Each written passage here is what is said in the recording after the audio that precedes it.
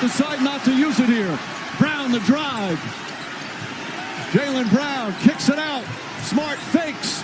Inside. Tatum spins and he puts it in. Celtics go up by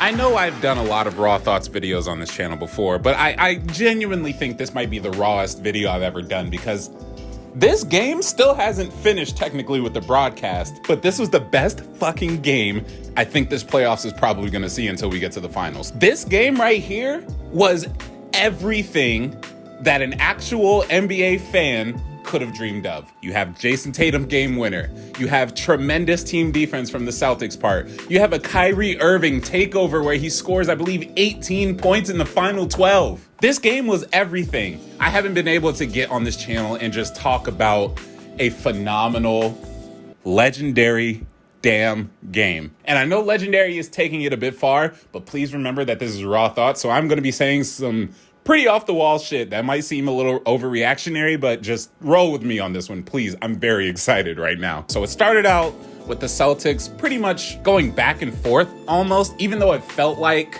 they had a lot of control during the start of this game. And it felt like that throughout the rest of the game as well, until about the fourth quarter when the Brooklyn Nets made their run, but we'll talk about that in a little bit. So yeah, this game started off with the Celtics just playing tremendous team defense, especially on Kevin Durant. Kevin Durant was held on 2 of 10 shooting, with only 7 points in the first half. A large part of that was because Jayson Tatum, who has become a phenomenal all-league level defender, took on that task in the first half while also having the backup of the league's best defense. So you got Al Horford out there being able to be switched on to guards, being able to be switched on to Kevin Durant and guard him very, very efficiently.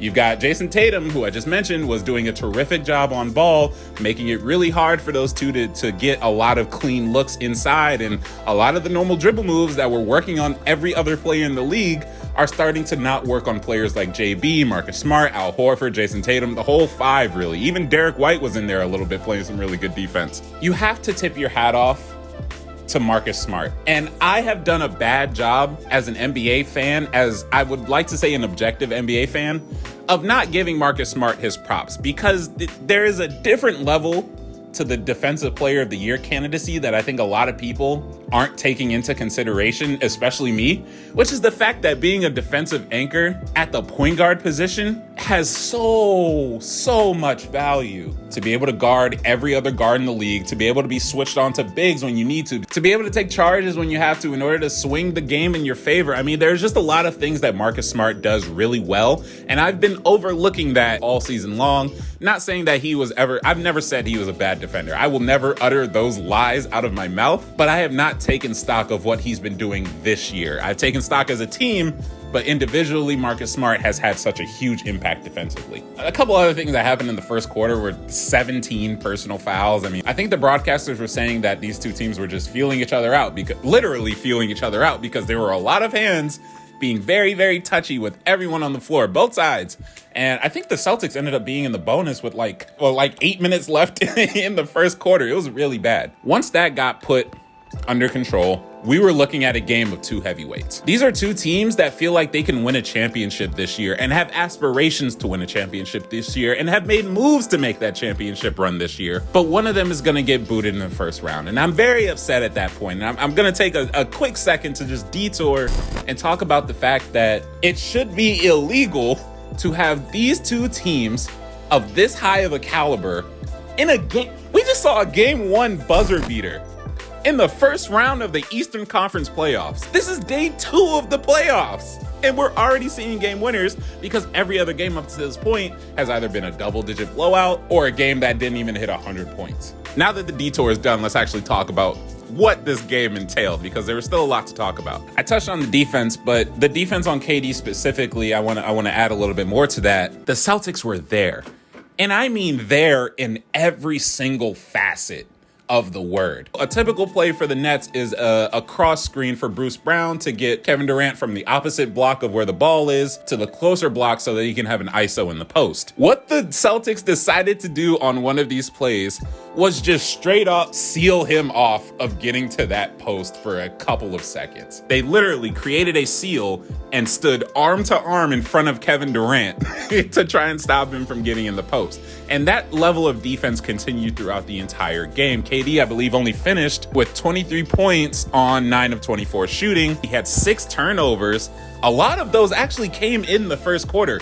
That's how lethal this Celtics defense is. And I'm feeling like this is turning into a Celtics fanboy video, which I'm perfectly okay with. I'm not a Celtics fan. I'm not a Nets fan. I'm just an NBA fan. And as an NBA fan, I mean, there was so much dopamine running through my system while watching this game. There were times on the floor, I'm literally pointing to the spots where I was watching this game with my dragon, who is currently sleeping right underneath the camera. There were times in this game when Kyrie, for example, would make a 3 late in the fourth quarter when he was starting to take over, and I was just laughing. And that was the part of me that was just straight up having a phenomenal time watching this game. I mentioned earlier that it felt like the Celtics were in complete control of this game from the start, and I do wholeheartedly believe that. Whether it was a 1-point lead, a 3-point lead, a 15-point lead, which was the highest that it got, it just felt like the Celtics had utter control on both sides of the ball. Their offense was very flowy. The Nets were getting out of position very, very easily. Ultimately, this Boston offense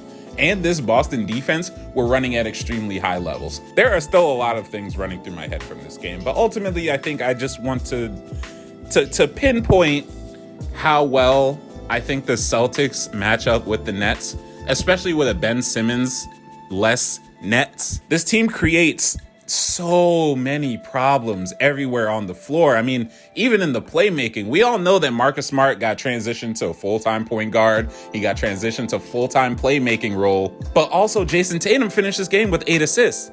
And there was one point in the game, I believe before the first half ended, I want to say. I can actually check right now. Jayson Tatum had 7 assists by halftime. After watching this game, I'm very confident in the fact that the Celtics could probably get this done in 5. Obviously, I don't think that the series is going to go to 5 games only. I'm just saying that if the Celtics are going to play this way, especially defensively, it's going to be a problem for KD, actually, because he was absolutely clamped. There were a lot of times actually where he was getting the regular KD shots, but then there were a lot of other times where Al Horford and Jaylen Brown and Jayson Tatum were just making it hell. Even Daniel Tice got in on the action a little bit. I mean, this whole team just took to that responsibility of saying, hey, we cannot let Kevin Durant beat us.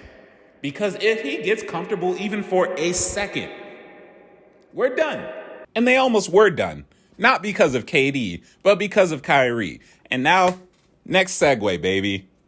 Kyrie Irving, 39 points, 4 steals, 6 assists, 5 rebounds on 60, 60, 100 shooting splits. There was an obvious pressure on Kyrie Irving to come into this series and perform, especially given the fact that the Celtics are now the ones with home court advantage this year as opposed to Brooklyn last year. Boston fans let him hear it. They were chanting, they were talking, they were doing a whole bunch of stuff during the game, and Kyrie was giving it back to them, very famously throwing up a middle finger to one of them, but that was very hilarious, and we applaud that type of movement because these damn fans think they can just do whatever the fuck they want, say whatever they want without any repercussions. So thank you, Kyrie, for that. And also thank you, Kyrie, for giving us a spectacle, because I mentioned earlier that he had a tremendous fourth quarter, and I pointed out the fact that throughout this entire game, he largely operated in the background. You know, and I mean that in the sense that while he was still scoring and while he was still getting a couple of buckets here and there, the show wasn't on him. He was being overshadowed by KD's clamps and the Celtics defense and the back and forth nature of this game. Kyrie was kind of the 4th or 5th most important storyline in this game until we got to that fourth quarter where he made everyone remember that he's actually still on this team and that he deserves some attention in this game. Yep, he had 18 on 7 of 9 from the field and 4 or 5 from 3, and 2 of those threes were... 2 of those? At least one of them was on Marcus Smart. With under a minute left, Kyrie Irving came up the court, pulled up on Marcus Smart, and it was bang. And then the Celtics got 2 buckets back to back, which was really the larger story of this game. Is like the Nets really did take 1 step forward and 2 steps back, with Boston also taking 2 steps forward while Brooklyn was moving backwards. And largely it was a roller coaster game. It was a great game. There's a Bucks-Bulls game that I kind of don't want to watch, but I really, really have to, at least until it gets bad. But yeah, man, those are my raw thoughts. I know this was a little bit longer video, but this game deserved it. And if you're not tuning into this series, you're making a very, very big mistake. But that'll be it for me. From the Drop Step, I'm Rashad. Talk to y'all later.